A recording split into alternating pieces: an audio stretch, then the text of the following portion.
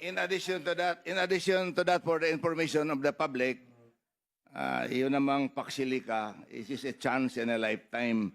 At yung tinatakot natin na 60 million liters ang kailangan sa isang araw, kung i-combine mo yung discharge ng all Zambales rivers into the ocean every second is equivalent to that 60 million liters. That's only equivalent to 60,000 cubic meters, which is one Panamax. Parang itong building na ito.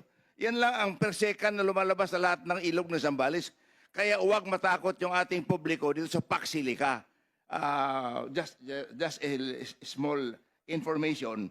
Kasi water is my 40, and 60 million liters is only 60,000 cubic meters. That is only one Panamax.